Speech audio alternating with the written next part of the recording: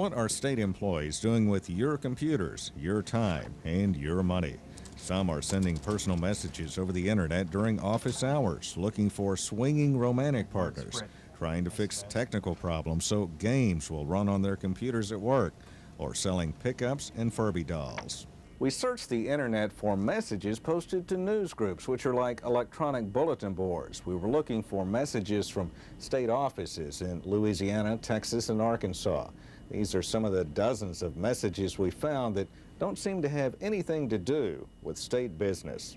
From the Louisiana Department of Environmental Quality, someone looking for hot encounters with a married woman or couples. The message ends with, "Let your imagination run wild."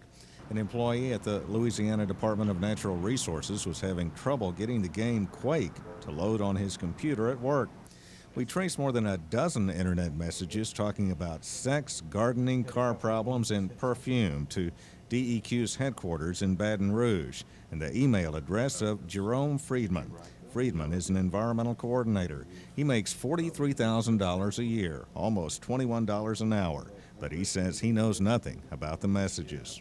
You have no idea where this came from? No, I don't. You didn't post these? No, I didn't. Friedman says the messages give a correct physical description of him. One message also asks for help with the mechanical problem with the pickup he drives. Another message talks about an apple tree at his house. Friedman does have access to the internet in his office, but he says he did not send the messages. So you think somebody's been posting these things under your name and you don't know anything about it? I suppose that's a real possibility. Is it a possibility or is it what happened? I didn't post them. Who did? I have no idea. A message from another DEQ office talks about cross-dressing and says one of the Teletubby characters wears a frilly little ballet skirt and really likes it.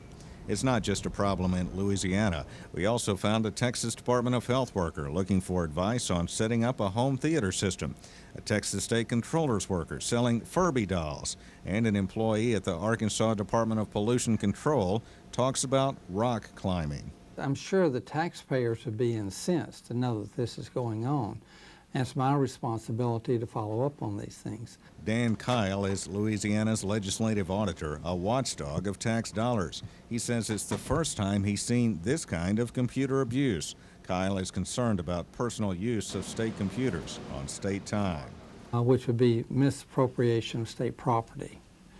This could even result in charges of malfeasance in office.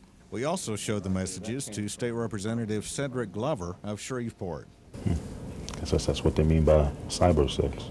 Glover wants to encourage state employees to use computer technology, but he says personal use should not be tolerated. Anything that's done during the course of the business day that does not go towards doing the state's business, whether that's on a computer, on your desktop, in the bathroom, around the corner, or anywhere, is simply not acceptable and inappropriate. So the next time you have a problem finding a state employee, they may be busy sending messages about Nigerian politics or discussing blues festivals and rock bands over the internet for the whole world to see. John Gordon, KTBS 3 News.